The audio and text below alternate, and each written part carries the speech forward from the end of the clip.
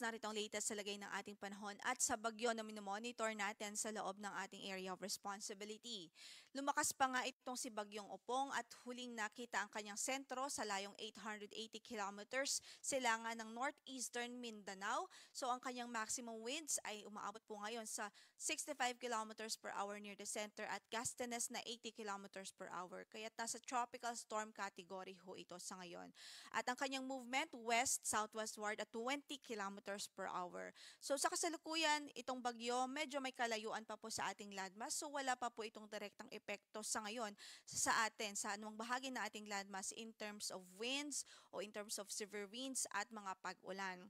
At wala rin po tayong signal pa sa ngayon at as of 5 a.m. na bulletin natin, wala pang nakataas na tropical cyclone wind signal sa anumang bahagi ng ating kalupaan. Pero maya-maya lamang ay i-discuss po natin yung track na latest na ipinalabas po natin. At maliban po dito sa bagyong si Tropical Storm Opong ay magbibigay din ho tayo ng karagdagang impormasyon sa bagyo na nasa labas ng ating PAR. Ito po si formerly Nando. So ang kanyang sentro po ay huling nakita sa layong 760 kilometers kanluran ng Basco, Batanes. Taglay pa rin ho ang lakas ng hangin. Umaabot sa 185 kilometers per hour near the center at gustiness na umabot po sa 230 kilometers per hour. Sa ngayon, sa nakikita po natin, tuluyan na nga po ang kanyang paglayo sa ating area of responsibility at wala na po itong direktang epekto sa anumang bahagi ng ating landmass. Maliban ho sa, kumbaga natutulungan pa nitong ma-enhance yung southwest monsoon na siya pong nagdudulot ng mga pag-ulan sa malaking bahagi ng Luzon. So sa ngayon, ang weather system na nakakaapekto sa Luzon at kanlurang bahagi ng Visayas ay habagat o southwest monsoon. At dahil po dyan sa ating forecast, sa malaking bahagi ng Luzon, including Metro Manila, ay maulap, generally maulap ang papawirin at mataas pa rin ho yung tsansa ng mga pag-ulan, especially sa kanlurang bahagi ng Luzon. So nariyan pa rin ang banta ng mga pagbaha at pagguho ng lupa, kahit kailangan pa rin maging alerto ng ating mga kababayan, lalong-lalo na sa Zambales, Bataan, Occidental Mindoro dahil doon po concentrated yung malalakas na pag-ulan for today. So sa natitirang bahagi ng Luzon, magdala ho pa rin ho tayo ng payong saan man ang lakad natin sa araw na ito at mag-ingat pa rin ho. Samantala sa Visayas at Mindanao, for today's forecast ay improved weather, bahagyang maulap hanggang sa maulap ang papawirin. May tsansa lamang ho ng mga localized thunderstorms lalong-lalo na po sa hapon at gabi.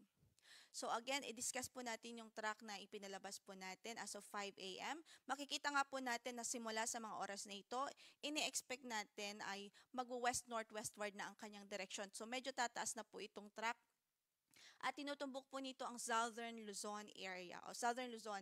At ang kanyang landfall point nakikita nga po natin between Southern Luzon o between Bicol region at Eastern Visayas. So as long as nakapaloob po tayo sa probability cone, ibig sabihin posible pong direkta tayong daanan ng sentro ng bagyo. So kailangan hong maging handa. Dahil kailangan po nating maalala na hindi lamang po yung landfall point ang maapektuhan ng bagyo kundi meron pong diametro. Yung katawan nitong bagyo ay medyo malawak. So, ibig sabihin, imaginein ho natin kung sasabay po ito dito sa track, mahahagip ang malaking bahagi ng Visayas, ang halos buong Southern Luzon, at ilang bahagi ng Central Luzon by Friday until Saturday ho yan. So, sa mga kababayan natin, patuloy natin pinaghahanda at pinag-iingat. Please do the necessary actions para po maprotektahan ang ating buhay at mga ari-arian. So sa atin nakikita nga po, posible na before po ito maglandfall ay marireach po nito ang severe tropical storm category. But hindi din natin nare-rule out ang tsansang lalo pa po itong lumakas o yung tsansa ng further intensification lalo't nasa dagat pa rin ho ito. Kaya't mag-antabay ho sa magiging updates ng pag-asa. So, ina-expect din po natin within today, posible ho na mag-raise na po tayo ng tropical cyclone wind signal sa ilang bahagi ho ng bansa o sa ilang bahagi ng Southern Luzon at Eastern Visayas para po magkaroon din tayo ng enough time na pag-prepare at enough lead time. Para naman sa ating weather advisory, so in effect pa rin ho ang ating weather advisory today. Ibig sabihin, possible pa rin ho yung 50 to 100 millimeters of rainfall dito sa Zambales, Bataan at Occidental Mindoro. At ito po ay dulot ng habagat o southwest monsoon. So, hindi pa rin ho pwedeng maging kampante. Kailangan pa rin maging alerto pa rin tayo sa mga banta ho ng localized flooding. By tomorrow naman, ina-expect ho natin sa Occidental Mindoro dahil pa rin sa habagat, mataas pa rin ho yung tsansa ng malakas na pag-ulan. So 50 to 100 millimeters of rainfall pa rin ang inaasahan natin. Samantalang dito sa Northern Samar at Eastern Samar, bukas din magsisimula na pong maramdaman ang malakas na mga pag-ulan dahil po ito sa epekto ni Bagyong Opong. By Friday, makikita nga po natin lumawak na yung mga lugar kung saan ay makakaranas ng mga malalakas na pag-ulan. Medyo widespread ho na mga pag-ulan ang inaasahan natin dahil sa passage nitong si Bagyong Opong. So red o nakataas po itong red. Ibig sabihin, more than 200 millimeters of rainfall ang pwedeng maranasan sa Northern Samar at Sorsogon by Friday ho yan, as early as Friday. And then 100 to 200 millimeters of rainfall naman sa Eastern Samar, sa Samar, Masbate, Albay, Camarines Sur, Catanduanes, Camarines Norte, Quezon, sa Quezon Province.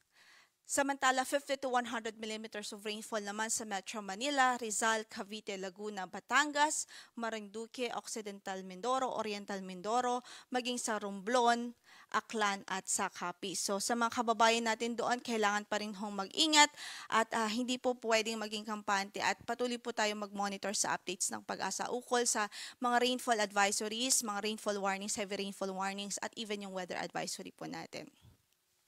So dahil naman sa epekto ng southwest monsoon, ito po yung patuloy na na-enhance ng dating si Bagyong Nando na nasa labas na po ng ating area of responsibility at ng bagyong si Tropical Storm Opong.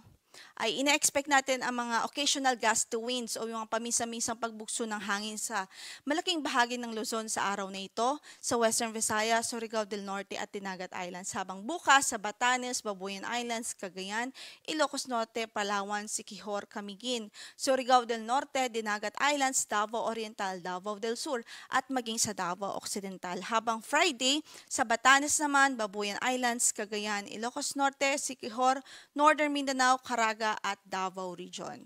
So yan muna ang latest mula dito sa Pag-asa. Ang next bulletin po natin will be at 11 a.m. maya-maya lamang. So magantabay po tayo at stay tuned po. Ito ang latest mula sa Pag-asa.